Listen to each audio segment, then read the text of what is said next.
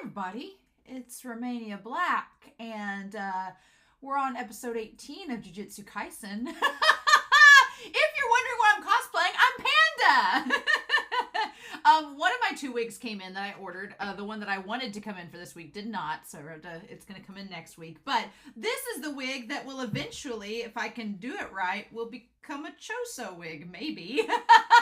This is like the cheapest black wig I could find, and I'm like, okay, these little things detach, that's why they're a little off-center. And I was like, well, I can maybe make this look like a Choso-y wig eventually, but I haven't had time yet. It's probably gonna have to happen before break. I've got like 5 episodes left to figure it out, but it will eventually be a Choso wig. I do want to cosplay as Choso, and it is coming. This is the wig that's going to be transformed into that of Choso. I just need time over break. Once school is out to do that. But I wanted to wear it and test it out. It's actually really comfy. I like this wig a lot. And I was like, well, if I'm not Choso, I don't want to be schoolgirl ghetto. I've been ghetto twice this season. What can I be? And I was like, oh, I'll be Panda. And so Panda needs a girlification. If Jogo can get it, so can Panda. And so that's what I am tonight. I'm Panda. So yeah, I mean, Panda and Kusakabe, why not? I could actually see my brother and I cosplaying and me being like girl Panda and my brother being Kusakabe because he has like a trench coat. I could totally see us cosplaying as that. So that's a fun idea, right? But yeah, we're on episode 18 of Jujutsu Kaisen. I have lots of notes. And these are just notes I've taken with me from home because I have felt under the weather the last few days, and in my medicine-addled haze, I feel a lot better today, but in my medicine-addled haze, I left my notes with half of my comments from other videos at my office. So I will probably have some comments that will backtrack to a few episodes ago next week, but I do have a lot of comments to get through, so we're just gonna dive right in, right? User FS, as well as Gin, noted that Orochi, which is brought up with Yamada no Orochiyama, whatever the thing is going on there, is based on a snake. And actually, Orochi is one of the Shikigami that Megumi can summon. They were used against Sukuna. They unfortunately were nixed right off the bat, so they unfortunately cannot come back to us, but they have been used. And Orochi, I think of Orochimaru from Naruto. That's what I think of. But they are based on Japanese mythology. A snake with 8 heads. We've talked about 8 treasures, a wheel with 8 legs. That number 8's my lucky number. So I'm very fascinated by that. And Gin noted that as well. But yeah, user FS and Anna also noted that, yeah, Megumi is a lot more suicidal than I gave him credit for. I was like, wait a minute. Because I thought, I was like, why are you trying to use this Makura against Shigemo of all people? Like, he doesn't deserve it. But it's been pointed out to me that while they were special grades, which were a threat, and while it is a legit idea that he used them, Megumi has tried to commit suicide several times in this series to a unnerving degree. So, for example, user FS and Anna noted just how many times this has happened, that Makura has almost been summoned all the way back to episode 2 against Sukuna, but luckily Gojo interfered and was like, let's stop that. Then it happened again in episode 5, and luckily Yuuji got Sukuna out of it and was like, okay, we don't need to do that. Then it happened again in episode 23 of season 1 against the special grade, but instead he decided to do the domain expansion instead. Good for him. Then it happened again against Toji, but Toji killed himself. So in every situation, Megumi has tried to commit suicide and gone on these crazy raids. Something has internally stopped him from doing what he needed to. In this case, no, Shigemo, it ended up happening. So I liked that user FS was like, I don't know whether to laugh or cry. And having watched Heaven Official's Blessing and been talking about that with Sukuna and Hwachong, I was like, oh yes, I don't know whether to laugh or cry either. What do we do with that? And then Shigemo, what the fudge? Stop it, Megumi. Stop it. But yes, it was also brought up the idea that all beings have cursed energy, animals, human, otherwise, except Toji. What a Chad. Toji is the rare exception. How about that? Midmat pointed out that just because Gojo's predecessors, and this was very good to note, just because Gojo's predecessors had the 6 eyes in Limitless does not necessarily mean they were as strong as Gojo. And I thought that was a very interesting note about how it goes back to creativity, it goes back to ingenuity, but also it goes back to Geto's question to Gojo, being that, is it the fact that you're a Gojo that makes you strong, or do you make yourself strong despite the name of Gojo? And oddly enough, the fact that he's had predecessors with the same abilities but have not been as strong or unique as Gojo, I think answers that question a little bit. So I thought that was really, really interesting. That is it himself that creates that strength with the ingenuity and creativity, just like Megumi having the same ability as his ancestors. So I thought that was really interesting to point out, Midmat, so thank you for doing that. Pineapple 541 talks about how Sukuna used the flame arrow Fuga, call it Fuga, getting his Katniss on, to take out Makora because this was smart of Sukuna. It was a move that Makora would not have known about, and so it took him by surprise. Like Sukuna was playing it safe in that moment. He's like, he didn't want to use techniques he'd already used because Makora could have anticipated them and dodged them or countered them. This was something that could not be countered, and it was like a, gotta do it, let's go with it. Along with that, Theo Bunny talks about how Malevolent Shrine, I was wondering about this. I was trying to think back during last week's reaction. I'm like, wasn't his domain called something else? I don't think it was called Kitchen. And I'm like, is it a different level or form of it? Is it like the Alolan version of Sukuna's domain expansion? And Theo Berry commented that it's been translated in two different ways. It's been called Malevolent Shrine and Malevolent Kitchen, but they kind of translate to the same thing. And I was like, okay, cool. Glad we're having that addressed. I like the idea that there's all these cooking metaphors with Sukuna. It's like Gordon Ramsay, it's Hell's Kitchen. I like the idea that Sukuna has all these cooking metaphors surrounding him. It's very interesting. It also is interesting when we think about Choso's nightmare and the idea that they were eating spaghetti and like cooking up things too. I'm like, does Sukuna have some involvement in that? I don't know. We'll find out. But speaking of which, there was a spoiler comment. There was a spoiler comment, and I might as well be transparent with y'all and address this because it is my fault that I read it. The mods had checked the comments, and the mods had checked the comments on like a Tuesday, and I waited until Wednesday to check, and in the meantime, after they had checked the comments and told me everything was cool, this person posted before I could confirm with them. I didn't check the dates of when it was posted. I was just going through my comments being like, oh, a comment. And they said some things from the fan book, and here's my thing. If it's not been stated in the episode, and I've said this as Dagon, I've said this I don't know how many times, maybe if I say it in Goth Panda attire, y'all will listen, but if it has not been stated directly in the show, I don't want to know about characters and what the fan book says. I'm assuming the fan book are for people that have watched the episodes and read the manga and know about the characters. So obviously I don't want to know those things. But a part of what was fun the last couple episodes with Urame is once they've shown the scene, I'm like, I wonder what they are. I wonder if they're a curse. I wonder how long they've known Sukuna. I wonder what's been happening. Those are hypothetical questions. You don't have to answer those. I don't want you to answer those. But this person went ahead and answered my question. And I was like, And I read it. But all they said, and if you don't want to know anything about Uraume, then you can skip I'll wave my hand till I'm done talking. But they said that Uraume, according to the fan book, was Sukuna's cook and made him lots of cannibalistic dishes.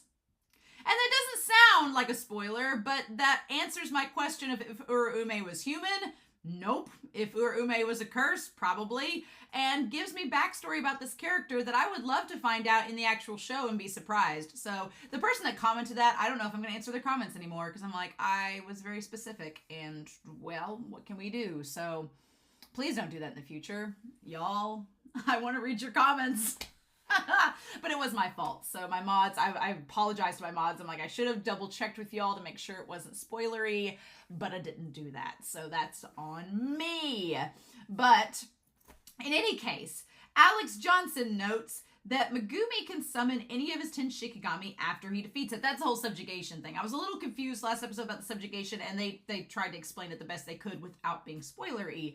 But Megumi has to defeat it alone or he can't control it. So the idea is that him summoning Makora through Shigemo, he wasn't able to control it because there were all these outside parties getting involved, and so he couldn't control it. So yeah, technically, going back to what I said last episode, technically, yeah, if Megumi couldn't have controlled it, there's a good chance Makora could have wrecked shit and caused a problem. So yeah, that is a bit of a deal, right? So I guess we'll maybe have to talk about that after this arc is over. Who knows if it'll get brought up again.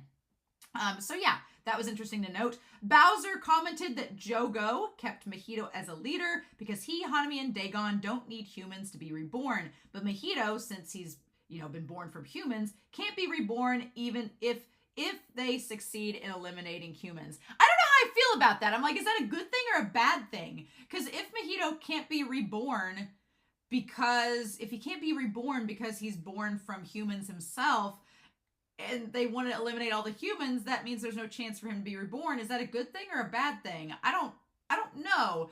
I'm still curious about, I don't want answers, obviously, because spoilers, and we'll find out probably in the show, but there's a weird disconnect with Mahito. Mahito he's not quite one of the group with Dagon and Jogo and Hanami, which doesn't matter, they're all dead now.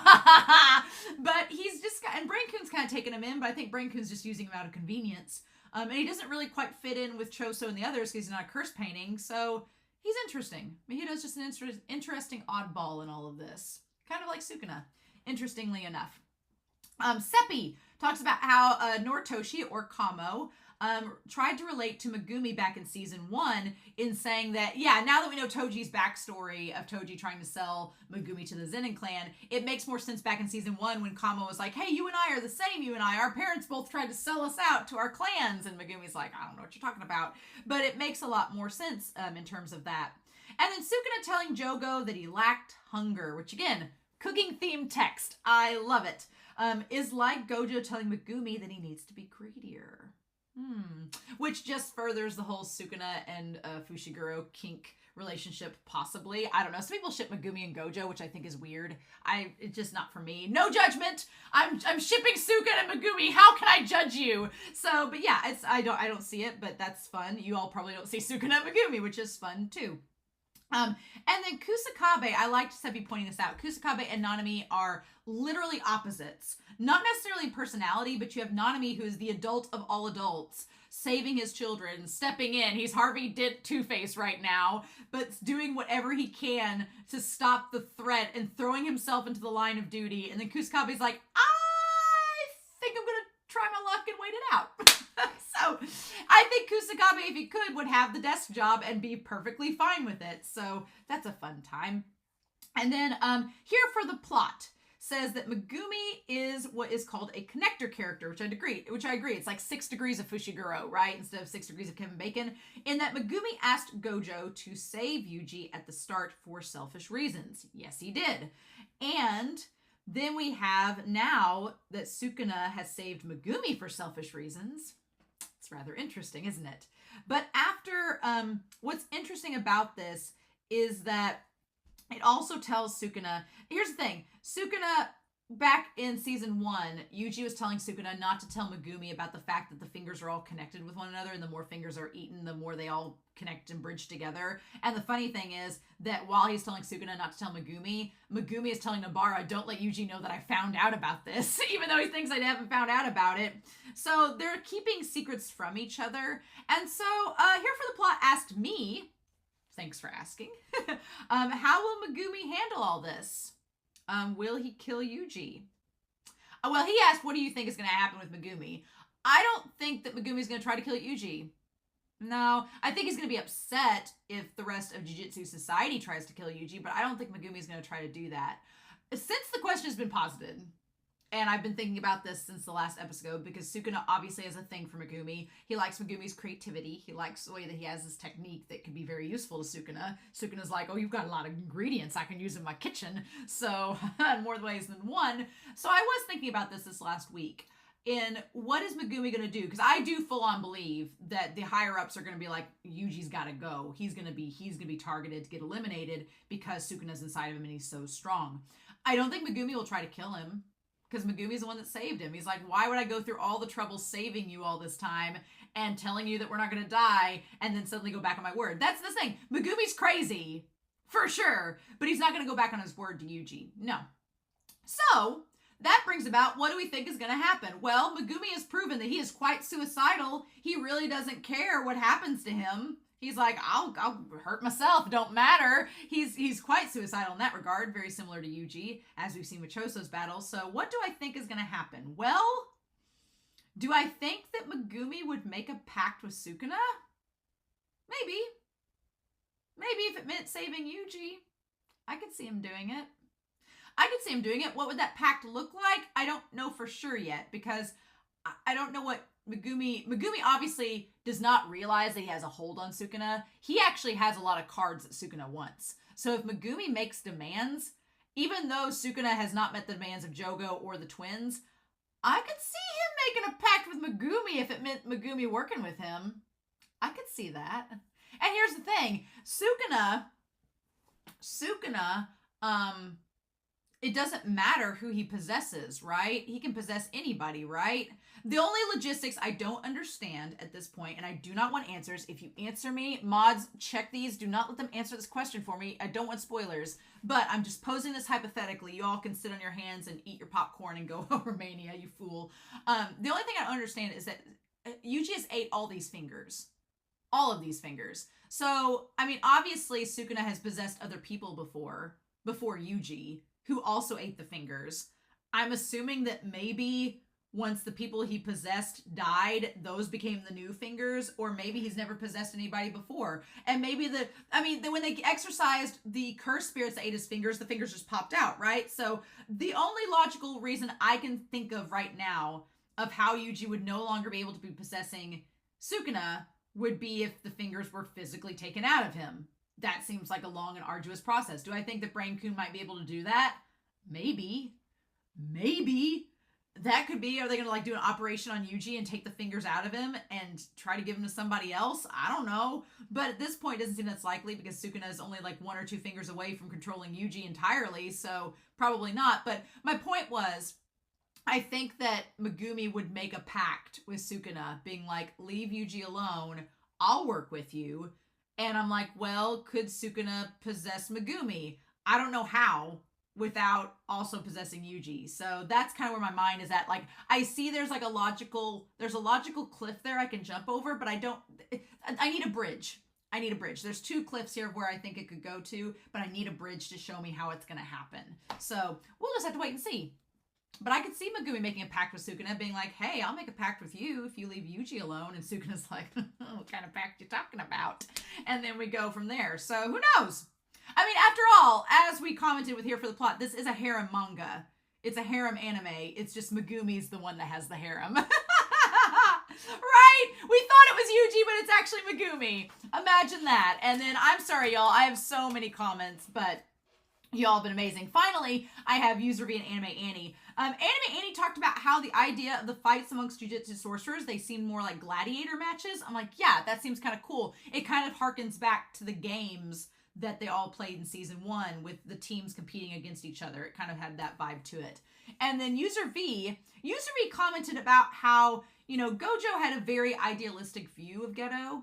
And Gojo also wanted to paint Geto in the best light, in which Gojo was like, oh, well, the problem is that Geto left because he wasn't strong enough. And he didn't, he wasn't strong enough to defeat the things he wanted to defeat, so he went off to try to find a way to get stronger in his own way. And that's not entirely true. I like that User V pointed this out. Geto left because he realized it didn't matter how strong you got. The stronger you got, the stronger the curses got. So Geto's solution was, well, we'll just get rid of this third party, and that may stop the curses altogether, and there won't be a need for the sorcerers to get stronger and make the curses stronger in turn.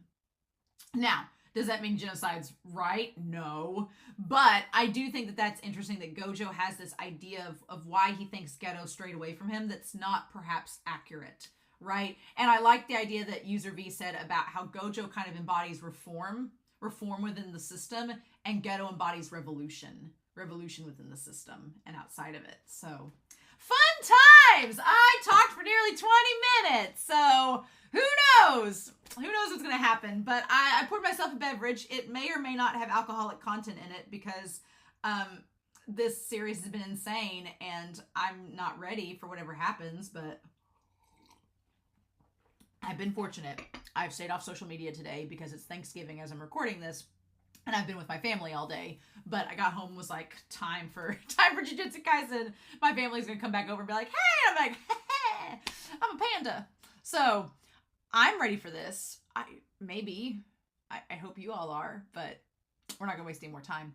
We're gonna dive right into episode 42, technically episode 18 of season 2 of Jujutsu Kaisen, and we're gonna do that here in 3, 2, 1, and I'll see y'all on the other side.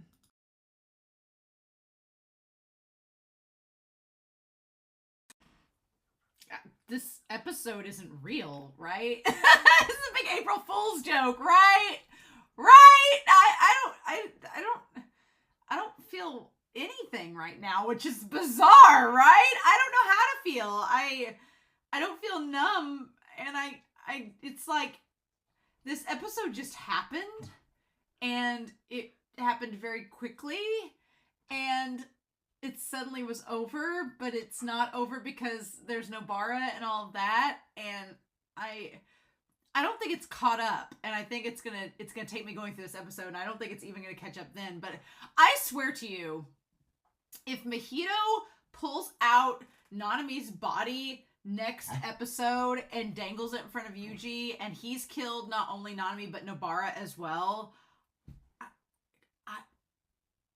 I don't know what I'm gonna do. I don't know what I'm gonna do. I'm like, what can you do? But what can you do, right? What can be done? Here's my thing. Okay. I've had a week, right? I've had a week to process. I feel like this would hit me a lot harder if Mappa had not shown us Nanami walking Harvey Dent style last episode towards the camera. I feel like it wouldn't have. I think that the fact that I've had a week to process, because I went into this episode in my head going, okay, Nanami's injuries look a bit severe. I don't think he's going to make it to Shoko. I don't think he's going to make it. And I've had this week to tell myself, okay, Romania, if he doesn't make it, you can't be sad. You can't be sad. You can't be sad. Will not be missed. I've been watching Pokemon Nuzlocke videos while I was grading papers all week to get me prepared to not miss him. Because he's my favorite character in the whole damn show. And I was like, okay, and this is the Shibuya effect, right? This is the Shibuya effect. Because everybody's talked about this damn arc for a long time. People in the comments have been like, oh my god, it's crazy. And honestly, so far, nobody's died on our side. Right? I mean, Ichichi is not dead. He's with Shoko. Megumi's not dead. And so I was like, okay. The fact that everybody's like, oh, it's crazy, has made me go, okay, somebody's gonna die. And Nanami would be the likely choice, because if Gojo's sealed in the box, who's our other mentor character? Why, it's Nanami. And as any storytelling 101 goes, one way for your character, your main character, to grow is that their mentor has to die. It's like the circle of life. It's Mufasa. It's the cycle. The mentor has to go, and the student has to become the teacher becomes the student becomes the teacher, the student becomes the master, whatever. So I've had in my mind that maybe Nanami would die. I really didn't want to like will it into existence because he's my favorite character. And I can't believe he's freaking blown up! No! Ah! I want to knock whiteboard Kun over. I just know I can't be in denial. There's a body. It blew apart. There's death. I can't say it didn't happen. I can be in denial about Nobara because we don't know her fate yet, right? I can be in denial all week about it. Be like, no, she's great. It's a fake out. But it's like, Gege's not really a fake out person. Gege is kind of like, yeah, this is really how it's going to go. And I'm like, why? So all week, I've been telling myself, I'm like, okay, we saw Nanami in Harvey Dent mode. He's probably going to die. You need to just brace yourself. You just will not be missed. You need to just let it happen. Brace yourself for the inevitable. It's going to be okay. It's going to be fine. And I was doing okay, I think, this episode. Because I was like, you just knew. And I was like, I think I'm okay with it. I think I'm okay with it, as I'm saying here. So you're like, I think I'm okay with it for a number of reasons. We're going to go through this episode. What I've wrote, I spent the last like 5 minutes writing out. This is all the dialogue in the first 2 minutes of the episode. Yeah. This is the dialogue between Yuuji and his inner thoughts in the first 2 minutes of this episode before we cut to Thank God they didn't play that over Nanami's death in this episode. Can you imagine? Can you imagine? But yeah, so this is what was shown. We're going to talk about this dialogue because it is kind of fascinating to get inside Yuji's head. and see what's happening with him. Mahito is a bastard. Mahito is a bastard, and oh my god, he just wants to like run. He wants to get Yuuji. He wants to break him. He wants to break Yuuji and just mentally destroy him. He's like, if I can't physically kill you, I'm going to mentally and spiritually destroy you. So that's where we're at, because he can't physically kill him because Sukuna's like, nah. So God. Mahito is such a bastard. I kind of want to cosplay him as next week as Mahito. Such a bastard if my other wig doesn't work out, but oh my god. So we're on episode 18, right? We have 19, 20, 21, 22, 23. We have 5 episodes left, which is a lot can happen in 5 episodes. This episode, I don't know how long I'm going to talk about it because it's pretty much an action episode, except last week with the action, there was a lot of things we could talk about with Sukuna and Megumi and all this, but this week it's kind of like, and Huckleberry has no remorse for me at all. He's just like, you've been screaming the last 10 minutes. Get over it. But yeah. Oh my god. Before we get to Nanami, before we get to me having to relive this, before we get to this, we might as well go back and talk about this. What I think is interesting is the very first sign that we see in the beginning is like a do not enter sign. It's like just a big white flat line, which could tie to Nanami's death, tie to everything. It's a flat line on a red background being like, do not enter. And we're about to enter Yuji's thoughts, which we should not be entering, right? So I found this first 2 minutes, you could say it's just a recap. I found it interesting where and how Yuji's thoughts go. And it's just him walking down into the basement, down to the basement 5 where all the people are, seemingly to maybe kill himself, maybe go take on Mahito and Jogo, who knows at this point what were his plans. I figured he was being just like suicidal, being like, I'm gonna go down and take on Mahito and the people in B5, everybody else can rescue Jogo, and I'm just gonna, go from here. And it's Nanami's words, I think, that spurn him on past that, but we'll get to that in a second. But here's his thought process. Starting up here, the pink is Yuji's thoughts, and the blue are other people's thoughts. And so the episode starts out with Yuuji asking, I'm still wondering why I have to be executed. And I want to break this dialogue down, because on the surface, this dialogue does not seem like a big deal. You're just like, oh, we're just rehashing thoughts of where Yuji's brain are. But I do think Gege intentionally throws some of these lines in there because of thematic elements that Gege has planned. And I kind of want to break them down a little bit. So that line, why I have to be executed, I think that applies to not only Yuuji, but also the curses themselves. Like you have Jogo and Hanami and Choso and the others being like, why do we have to be executed? Why? We have a consciousness, we have a soul. Why is our existence suddenly deemed less valuable than yours? So it is tying kind of the curses themselves of why do they have to be executed, and Yuji's like, well, why do I have to be executed? What's the point of that? And then I will make note, Sukuna says 2 times, it's your fault. He says it once, he says it twice. The other line that is said twice is, when you die, you should be surrounded by people. His grandfather saying that. And then there is a line saying, where his grandfather's like, help others, and you're a strong kid, so help others. So the 2 lines that are repeated twice in this little monologue is one saying it's Yuji's fault, securing this idea that Yuji feels guilty that these people have died. Second, it's the idea that when you die, you should be surrounded by people. You should not die alone. A lot of times people die to curses when they're by themselves. Shouldn't let that happen. And then the grandfather saying you're a strong kid, so use that strength to do something and help others while you're still alive. Make it. It's kind of like, Yuji's like, well, it's my fault, so what do I do? And they're like, well, don't die alone. Which is kind of funny because a few episodes ago, Yuji was going to die alone against Choso. So it's like, well, you weren't doing what your grandfather told you to do. And then it's kind of like it comes back around where it's like, no, don't die yet. Use your strength to help others, even if you end up dying because of it. So then Yuuji says, I don't want to regret the way that I lived. So again, tying to Yuji's inner self being like, I don't want to, hashtag no regrets. I don't want to leave this world regretting not helping as many people as I can and regretting not doing the most that I could while I was alive and then leaving it in a state that was worse than before. Which again, ties back to last episode when things are just gone to hell in a handbasket. And so then it's like, but what are you going to do when someone you saved kills someone else in the future? And I was trying to think about that because it's like, well, is that tying to Yuji? Is that tying to telling Megumi, like, you saved Yuuji, so what happens if he kills someone in the future? How does that work? Because that was brought up in the comments, like, how would Megumi react to that? And is Yuuji thinking about how Megumi would react to that? And the answer is, I don't think Megumi has his selfish reasons for saving Yuuji. I don't think Megumi would care in the end if Yuuji killed somebody. I don't.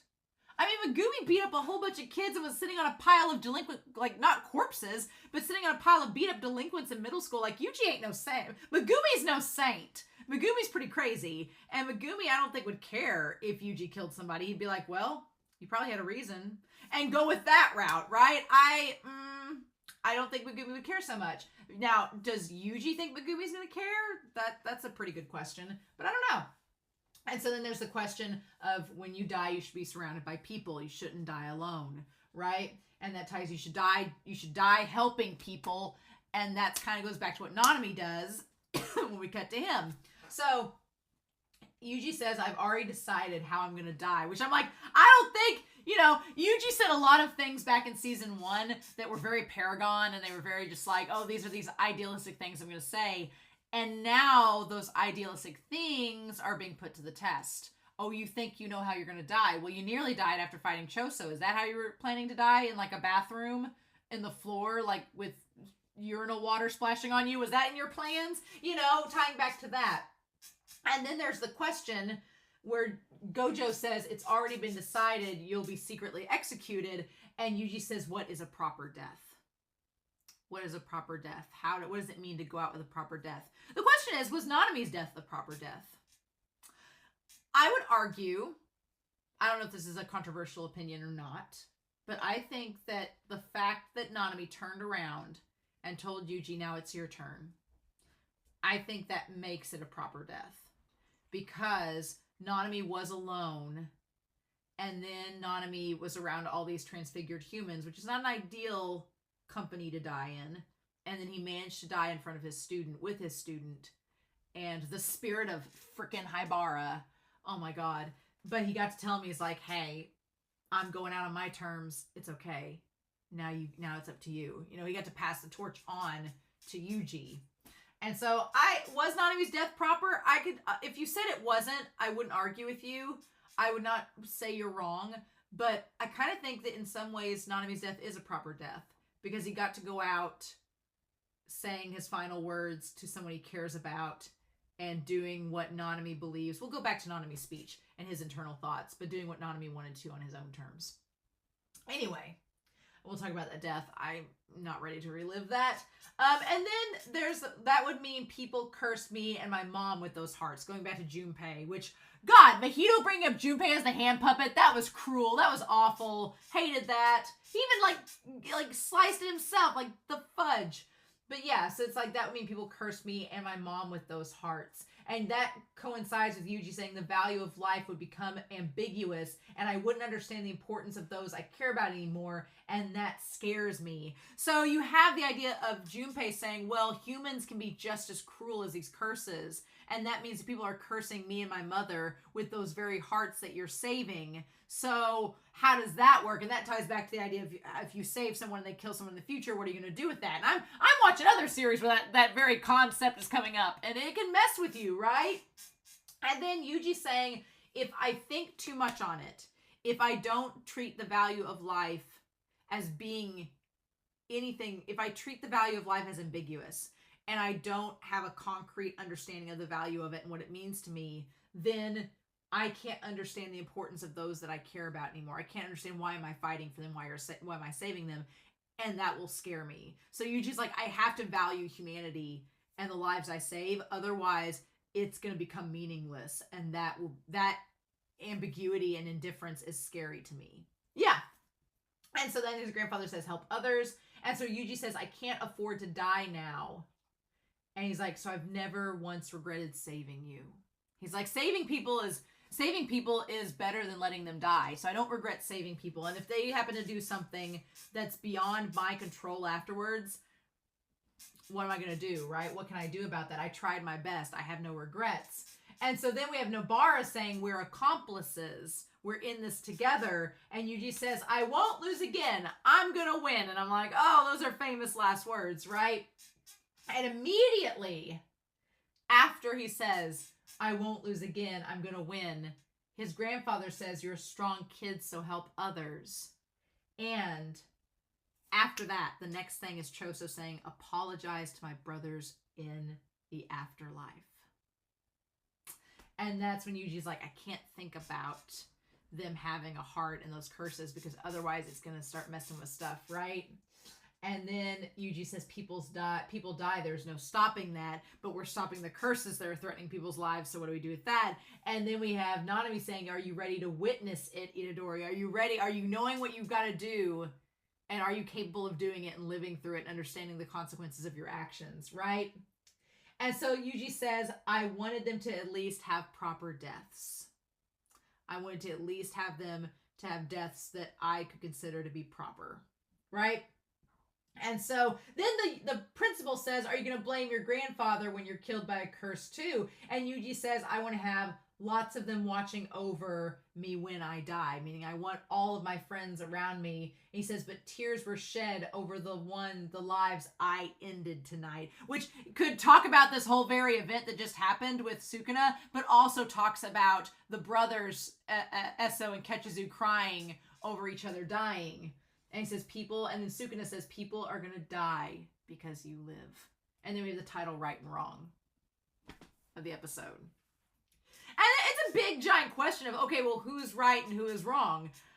That answer's so complicated. This is not a black and white issue. It's not, oh, well, Yuuji's right, Yuuji's wrong. It's like, no, there are shades of gray. The curses make things complex. The curse paintings make things even more complex. And it's this just idea that Yuuji's like, what do I do? He's like, I have choices. I either just sit here and die, just let them execute me. But then he's like, am I going to regret that decision? Because if I get executed, I'm probably going to be alone. They're probably going to take me out somewhere like Old Yeller and get rid of me. He's like, I don't want to be alone when I die. I want people around me. And I don't want to die having not done the most I can to try to save people and help others and live up to my grandfather's words. So Yuuji is such an interesting main character because he's in this constant conflict of, I have something inside me. We're talking about this in the comments. The idea that normally, in the Discord too, normally when main characters have like an inner demon, like I'm thinking of Bleach or Naruto, those are two really big ones. Luffy doesn't really have an inner demon, but Bleach and Naruto, Ichigo and Naruto do. And with them, the interesting thing is their inner demons are not spoiling those series. You can comment down below how more you all know Naruto and Bleach. And if you don't, go watch those series. But in Naruto and Bleach, I know when I say this, people are gonna be like, well, actually, in Naruto and Bleach, I know that there is some question about the autonomy of the demons inside of them. But the point is, the demons are connected to them, have been connected to them for a time, and they are mainly themselves. Essentially, there's a lot more complexity to it, but again, that's a conversation for another show. But my point is, in this case, with Yuuji, Sukuna is such an separate entity and is clearly in opposition of Yuuji in every sense of the word, that it makes things complicated. And the only reason Yuuji is going to be executed is because of this complicated entity that has come across him. And granted, Yuuji ate the finger. He put it inside of him. He started this story. So you can, which Bleach and Naruto are not great examples, because I'm just now realizing, forget I even brought that up. Forget I even brought it up. I'm like, no, somebody in the comments going to be like, well, Naruto. And I'm going to be like, I know. Naruto I'm not as familiar with, but whatever. My point is that it's complicated for Yuuji because his whole extermination is hinging on a creature that he didn't originally have inside of him, that he unsuspectingly attached to him. And, does that make Yuuji innocent? Well, no. He kind of started this whole thing by eating the finger. He knew what he was doing. But it's Yuuji's such a complicated main character, and I feel bad for him in that there's so much going on. He just wants to help people and be this kind soul that has all of this strength and potential to do good, but damn it, all this stuff is in the way. And I'm really worried for him, not only for whatever Mahito has planned, because dear God, but I'm afraid that even if Yuuji manages to get out of this somehow unscathed, he's gonna have this big old scar over his head, which his scar is like tilted like this, but it's like the same thing Choso has over his nose, only it's a little bit crooked, right? Which we can make all the comparisons with that we want to, right? The fact that Choso is included in his thoughts, right? But I fear for Yuuji, because I think even if he somehow gets out of this arc alive, which he's the main character, I'm sure he will, what is his mental state going to be like? He just watched Nanami die in front of him. He doesn't know where Megumi is. He doesn't know where anybody is. If Mahito shows up with Nobara's corpse, what are we going to do? What is he going to do, y'all? I'm a bit worried. So the only thing I can hope for is that Todo managed to save her, and Todo like saved her and then joined the fray. That's the only thing, because in the OP, Todo is the one missing element of the OP we haven't touched on yet. Todo is the one missing piece. He has not shown up yet. His best friendo has not made an appearance, and I'm like, maybe Toji or Todo will make, and if Toji's dead, maybe Todo will make an appearance and he saved Nobara, and him and Yuuji can fight Mahito. I would love that.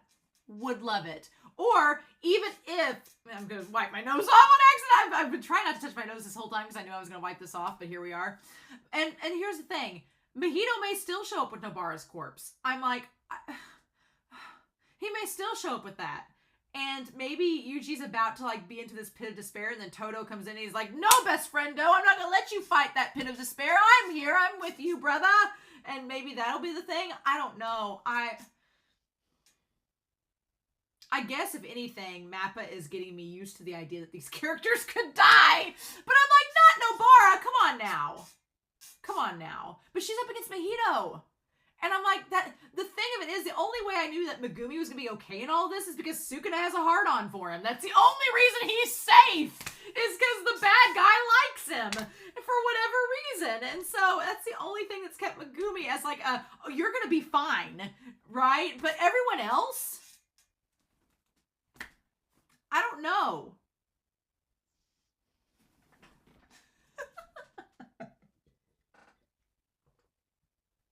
I'm telling y'all. I'm telling you. And narratively, I'm like trying to like go through the 5 stages of grief with you all. Narratively, if Nobara does die, then that leaves Yuuji without Nobara, without Nanami. Megumi's out of commission, but I think, again, Megumi's not going to care. He's going to know Yuji's got to do what Yuji's got to do. Gojo's sealed. So what allies will Yuji have? If Megumi is kept under wraps because they're like, oh shit, no, Sukuna's got a thing for him. We got to keep him at bay. And then Gojo, like all of Yuji's potential companions are gone. Yuji will be isolated. And what do we do with that, right? The OP showed Yuji all by himself at the end. What do we do with that? If Yuji is isolated, then where do we go to from here? Y'all. Okay. We're gonna skip this damn intro. And just get down to it, I guess. The moment we saw Nanami on the beach, I was like, well, he's dying. That's where we are. I will say that Mappa, you chose to make Nanami look the most beautiful he's ever looked. Don't think I'm not taking a million screenshots. Don't think I'm not. But they make him look really good. They make him look great. The piano music was serene. The blue sky, it was like a dark blue, like an azul. It was gorgeous. And juxtaposing, he was like moving his arms around like a conductor. And, oh, I gotta turn my sound off. And then, yeah, him holding his jacket, walking on the beach like he's on vacation. And he has the little hut there that he walks past. And I guess maybe that helped me to feel... And again, the hut that he walked past is the one that Mahito's just hanging out in. Mahito just hanging out in this hut being like, oh, hey, what's up? I feel like Mahito was just waiting around for somebody to show back up, somebody to come to the basement, and he would challenge them then, thinking that Yuuji would eventually come down that way. I'm guessing. Oh. But I guess maybe that's why I'm also not as sad about Nanami's death is because, like, his final moments, he's on the beach, and it's like he's not even cognizant of what's happening as he's fighting those transfigured humans. He's on the beach, he's moving around, it almost seemed like he was at peace with himself in that moment, like he had made it to the vacation spot. He was at peace. And so even when he was getting beat up, at that point he was so numb from Jogo's attack that he couldn't feel it anymore. I wanted to hear what he said, because he does say some things throughout this moment. He talks about Malaysia, like the places he would want to visit. And Kuantan would be nice. I'll build a home on a secluded beach. And I have a mountain of books I bought and never touched. That hurts a lot, Gege. I'll read through them page by page, like I'm taking back all the time I've lost. That part hurt a lot. That was like just a knife, an arrow to the heart of Nanami, being like, all this time he could have been on the beach reading those books, and he's been fighting these curses instead, and it's gonna get him killed. And he's like, no, right now. I like that it's like he's teetering on the edge of death, thinking about, like, I'm gonna go to the beach and have this house, and then he's like, no, wait, I can't lose track of where I am. I have to go save Fushiguro-kun. And then he doesn't know where Maki and Naobito are. He's like, what happened to them? And he's like, I'm tired. Exhausted even. Yeah, I'm exhausted. As like the water's like getting up over his ankles. I've already done enough. But he's not done. That juxtaposition, that contrast of him saying, I've already done enough. I should just stop. And he still keeps going. And I feel like that is... he's kind of in the same boat as Yuuji in this moment. Not in terms of Yuuji being like a killer and causing all this, disaster, but Yuuji at this point is like, I'm tired. Yuuji's like, part of Yuuji's head, you could argue that Yuuji's thinking, I've saved people before, but, I don't need to save anymore. It's over. I'm done. I'm exhausted. I liked in the episode when he was walking down and we heard the voiceover of all of his internal thoughts. We heard his like breathing, and it was raspy and ragged. And here Nanami's like, I've done enough, but no, I can't stop. I've got to keep going. And it's just like he mindlessly keeps trying to save people. He is the opposite of Kusakabe to the end. To the end, he just keeps fighting those spirits. And I love that the cleaver becomes like the little towel that he like gets like wet, and then as he's moving it shows him like stretching, like he looks so good there, damn it, Mappa. And it just like he's moving around like he doesn't even feel it anymore, just on the beach. God, he looks so good. And then like he's just like in his last moments, and then he opens his eyes. Oh my God, I really want to see the manga, honestly, of this moment. I would really love to read this chapter if it's exactly like this. I don't usually say that. I've not read the manga at all, but I would love to see this chapter. And the moment that Yuuji started walking down those steps, I'm like, oh my God, he is going to see Nanami die. He's going to get down there. He's going to get right down there, right as Nanami's about to die, and he's going to witness it. And that's when Mahito shows up. Like, he was doing fine, and then Mahito shows up. I've been here the whole time. That, like, when he's like, you're here, that moment that usually looks around the corner and sees Mahito with his hand on Nanami, that, he's like, can we chat for a bit? That moment, like, Yuji's little face looked so innocent and so scared. I was like, Gege, how could you? We've gone at it a few times after all. Like, no, that little face, nope. Nope, that is the most sad little face. I can't, because Yuji's lost everything. Oh. He's like, and then Nanami says, Haibara, what was I hoping to accomplish in the end? Like, he's like, I ran away, and I came back over some vague reason, like a job worth doing. He's like, I came back because I had this sense of duty, but he was like, what was the point? Like, why did I come back? What was the point of me doing this? What was it? And you know what it reminds me of? Like Obi-Wan Kenobi. Like Nanami has an Obi-Wan Kenobi moment where he's like, why am I doing this? Why am I fighting? And then of course Haibara freaking shows up. And he's just standing there. And then Haibara's just standing there and he points to Yuuji. He's like, I can't. That's wrong. He's like, I can't be, you know. He's like, why'd I come back?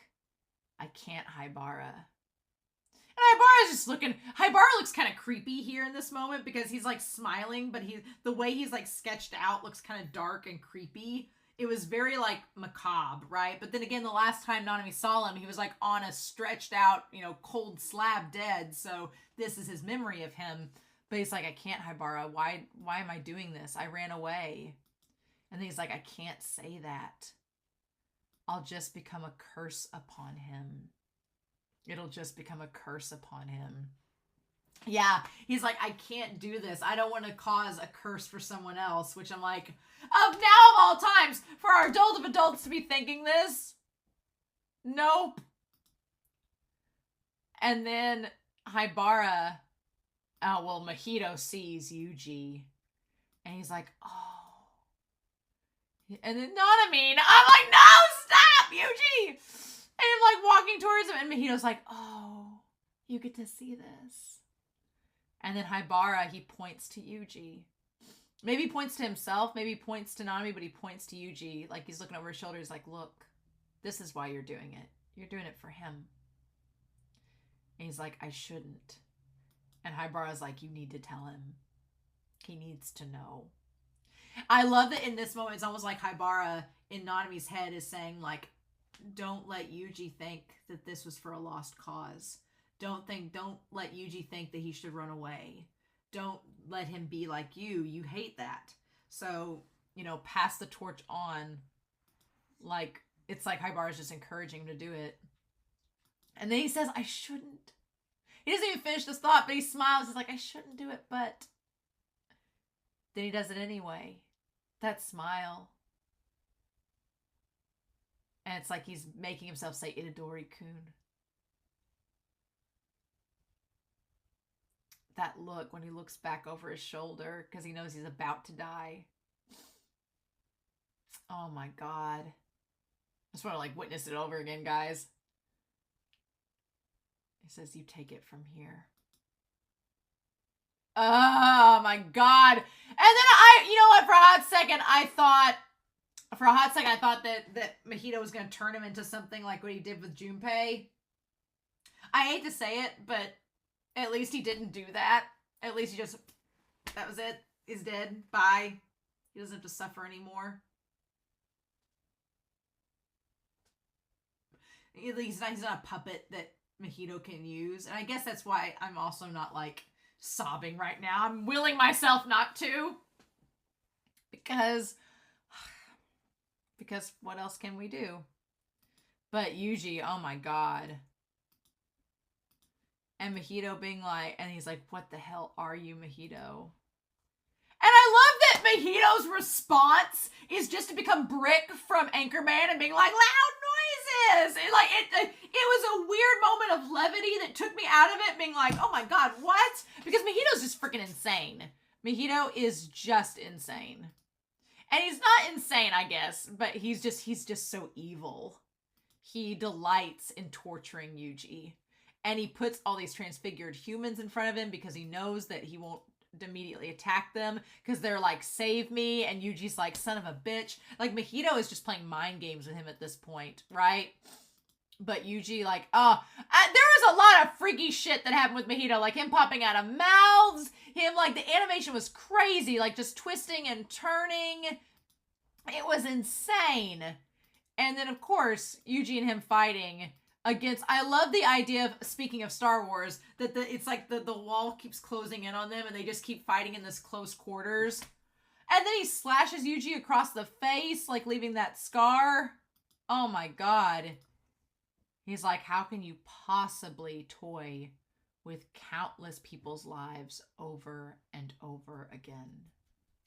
And that's when Mahito says, well, he's like, Would you be satisfied if I counted each one off my fingers with a look of regret?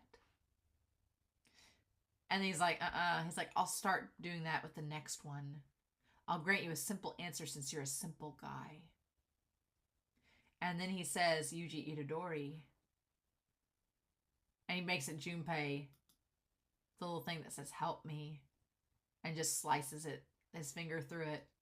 He says, you are me. Yeah.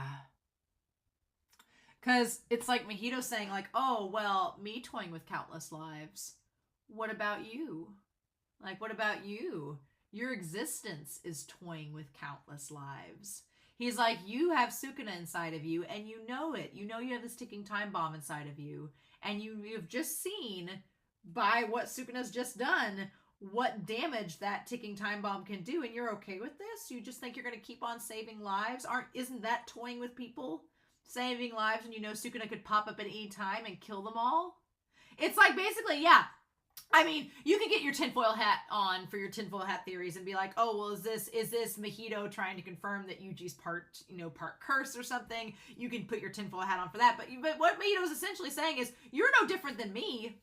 It seems like Mahito is saying that Yuuji is being kind of self-righteous and saying that, like, well, you're putting yourself on this pedestal because you're saving people, but you at the same time could be destroying them just as easily as I can. You're not even aware of it when it happens. So he's like, how is it different than what I'm doing? And granted, it is different. It is very different. I think Yuuji is actively trying to make the best out of a terrible situation, and Mahito is literally killing people left and right with no sense of regard. But I get what he's saying to Yuuji, that he's just like, well, we're actually not so different, you and I, And then he just slumps over there. He's like, however, until you're willing to accept that, and he puts little shoes down, then you can't beat me. Basically, Mahito's like, until you realize that you're a monster, you can't destroy a monster like me. Because Sukuna's dangerous, because Sukuna has no qualms with killing anyone at any time for any reason. Like, if you just look at him wrong, he could kill you. And that's monstrous. Mahito is the same way. Mahito's like, until you accept that you're a monster full of sin like I am, because he's built from human curses. He's like, I represent the worst of humanity. And until you represent that you are capable of just as much awfulness as I am, you're not going to beat me. Because he's like, I'm going to throw whatever I can at you. And until you can get over that and fight beyond that, you're not going to beat me. It's not going to work. And I don't know. I don't know. Gege's put up some interesting ideals here. And Itadori's like, you talk on and on. He's like, are those your dying words? You take it from here. Nanami would never make the mistake of losing himself to anger. And he says, prove it. I am. You are. Yeah. A jujitsu sorcerer.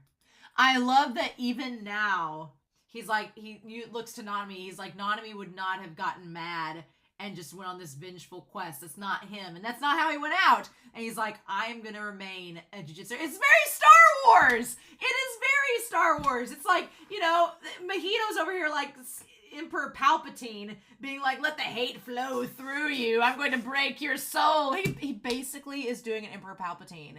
And at this moment, Yuji's like, no, I am a Jedi, like my guardian, my baguette-eating guardian before me. I will not turn to the dark side. That's literally what this is.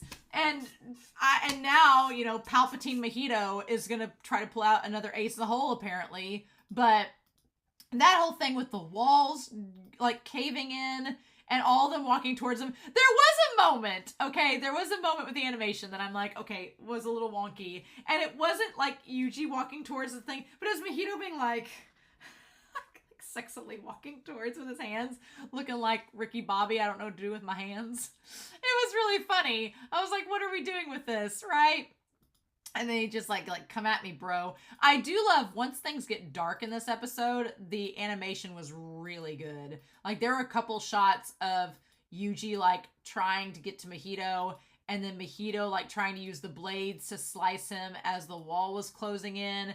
That part was really good. The black flash, the hands twisting and contorting into these weird Mortal Kombat style, like razor blade chains. That stuff was crazy. All of that. Like, and then them bursting out. And they just burst out from the curse being like, is that it? That's all you got? Like, they both burst out at the same time. Cinematic. What the fudge? He's like, let's keep going. The middle part of this episode happens really late in the episode. It happens at like the 16-minute mark. Because I was like, why is it halfway through? It's been so long. And then there's these creepy transfigured like little skeleton bombs that come out. What the fudge? Why? And then the elevator scene was really good. Like him going down to the elevator and Mahito like slicing through it. That part was really well done. And then like everything just breaking up and him like punching at the cable snapping, all of it. It was just, the animation was really good throughout it. Which is, why should we be surprised? Also, the fact that Mahito becomes like Plastic Man from the Justice League and can make his body like contort and move around the punches and everything. That part was really well done. I liked it. I liked that a lot. And then, yeah, them getting down the elevator shaft and just trying to use everything against Yuuji that he could. Mahito just being like, Mahito's fashion sense. I feel like Mahito would be pretty easy to cosplay at a convention, right? He just has a design like Soul Eater. His design reminds me of Stein from Soul Eater a lot.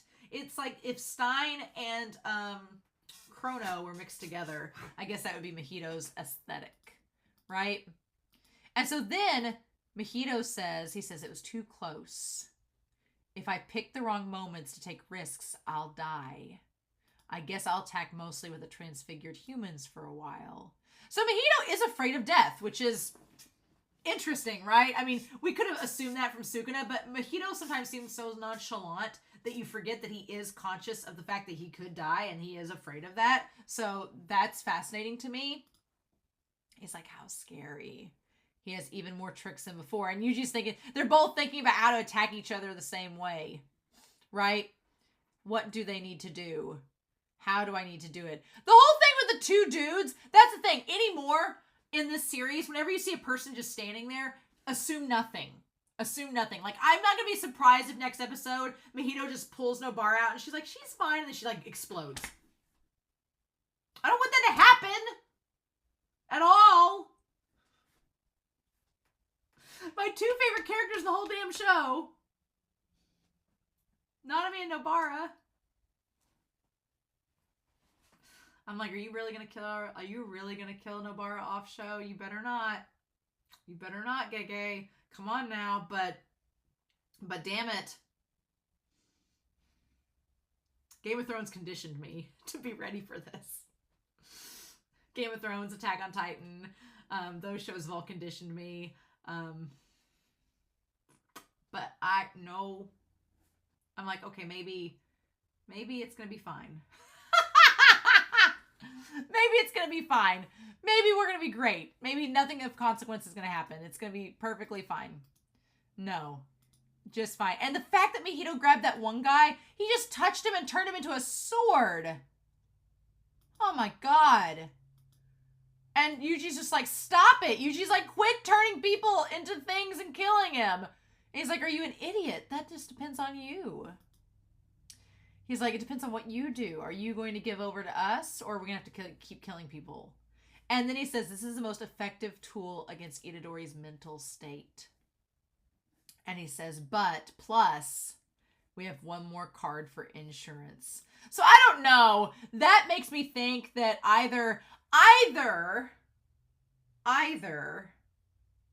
Nobara is already dead, or they're still fighting right now, or maybe not. But if Mahito split in two, Osmosis Jones style, then he would probably have an understanding of what's happening with his other half. That's another thing. That's probably why this fight seems kind of like pretty even kill, because Mahito's split in half. It's not his full power. I don't know.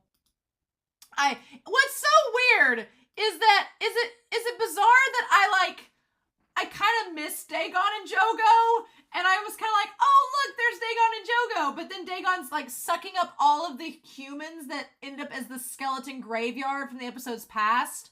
What? And then Chozo's just sitting there like, I don't even know, man. Chozo's in Ben Affleck mode, just like with a cigarette. Like, what are we even doing? I thought we were going after Yuuji. But no, they got rid of all of the humans, had Dagon drink them. And this is at 21:30. So this was like, what, half an hour ago? An hour ago? He's like, I've stocked up already. Do whatever you want with the people on floor B5. Time to recommence the Let's Kill Itadori show. And Jogo's like, no. And Mahito's eyes where he's like, Jogo? Like, you know, like his eyes just like roll right around and get back on him. I'm like, oh my God. Where he's like, Jogo, what are you doing? I said we're going to kill him. And Jogo's like, no, we're not going to kill him. Oh my God. And it's like, catch me if you can. So creepy how he splits in two. Because yeah, Jogo didn't want to kill Itadori. He wants to save Sukuna. Mahito knows that Sukuna can kill him. So he's like, let's get rid of Itadori before that is a possibility again. Right? And he's like, come back when I call you. And he's like, you don't have to say it. And he's like, I guess so. Why do they look so cutesy there? I hate it. Nope. And then they form a barrier so that Jogo bounces off like Acme style, like a Looney Tunes. And Choso and Dagon are like, the fudge. Choso looks stoned out of his mind. He probably is. He just looks stoned out of his gourd. I'm like, what the fudge? And yeah. And he's like, Mahito. It's so weird seeing Jogo still alive. But yeah, so then 2 hours later, that was at 21. So this is right about now, right? So, okay. This is 23:16. So this is right about now. The Funk Soul Brother. Okay, so he's fighting Nobara now. So maybe there is a chance that Nobara can get out of this alive, right? Right? But it's Mahito. And Nobara doesn't know a lot about Mahito. Nanami did. And the only reason Nanami was spared from the domain expansion, we haven't even gotten to the domain expansion. Can they do the domain expansion if they've been split in two? Don't answer that question for me. Let me find out. Yep. But, Patchface, was it you? Are you the special curse spirit that's messing with our idiot? Oh, Nobara. And he's like, oh, well, geez, am I famous? Yeah. It's like, I heard you ran with your tail between your legs. And he's like, oh, I like you. like, that's like, the way that Mahito's like, I like you. It's kind of like Mr. Popo, right? From Dragon Ball Z Abridged, being like, I like you. This is going to be a problem, isn't it? Oh. Nope. You seem worth killing. And then, oh my God, Nobara, I love you, girl, but Nobara has a tendency to not fully estimate the situation, and I am worried for her quite a bit, because he still has his domain expansion. If he can't use it because they've split apart, that's fine, but if he can use it split apart, that's a really bad thing, right? And I'm like, girl, would she use the tattoos and all that? I'm like, those rose tattoos might be helpful, but I don't know. I don't know. Judging from what she said, she's close to Yuuji. I'll drag this woman's corpse before Yuuji Itadori and break his soul.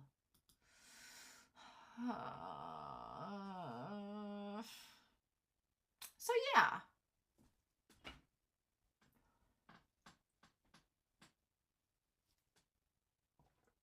This is like one of those conversations you have at the Thanksgiving table where they're like, how are you liking Jujutsu Kaisen? You're like, we're not going to talk about it, okay? We're not going to talk about it!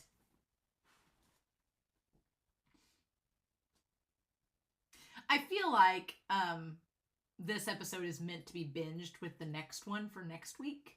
And it's just Gege being like, here's all the pain!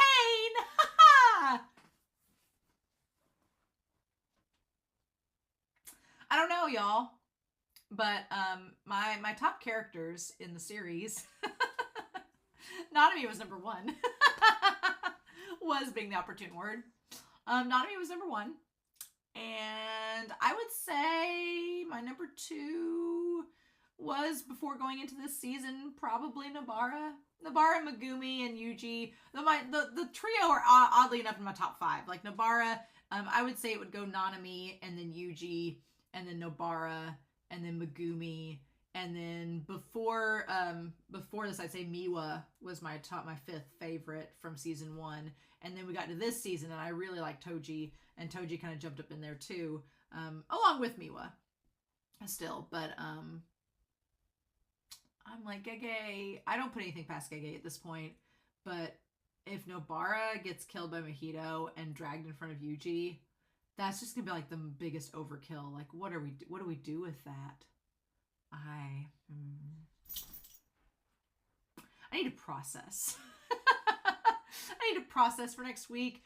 Maybe work on this Choso wig. I wanted to do Choso for the finale. I want to do Choso for the season finale. That would give me enough time to do a Choso wig, get this all constructed. I have another wig that's going to be here, I think, in time for next week's episode, so that'll be fun. This is probably going to be my labor of love for Christmas. Is going to be my Choso wig. So I got to work on it over break. But yeah, y'all, I'm just kind of numb at the fact that Nanami's just blown up in front of me. I feel like we didn't give enough time with him. I know he had that beautiful piano montage and that beautiful, the cinematography spinning as he was fighting it, but it wasn't enough. It still came out of nowhere, and it still just happened, and it was too quick, and I didn't get a chance for it to sink in. So I'm in denial. I'm not in denial that he's dead because I literally witnessed it, but I'm in denial that he as a character is just gone from the series. I don't know what to do with that, y'all. I just feel kind of like empty inside after it, so sure. But I hope you enjoyed this reaction discussion. It's not as long as last week's, so a lot of people were like, how'd you get that much discussion out of last week's episode? Well, there was a lot to discuss, damn it. There was a lot of shippable moments to get out of the way, but this week, no shippable moments. Although, you sick bastards, I'm sure there's some people that have been doing like Mojito and Nanami fan fiction based on that scene where Mojito has his hand on Nanami and whatever, and I'm sure people have done like Haibara and Nanami fan fiction from that moment where they saw each other in the shed on the beach. I'm sure there's some X-rated fan fiction somewhere on that, but that was not the time to talk about it. So, I hope you all have a wonderful week. Please stay safe, take care, and yeah, I will, for better or worse, be back next week to talk about Jujutsu Kaisen episode 19. Bye.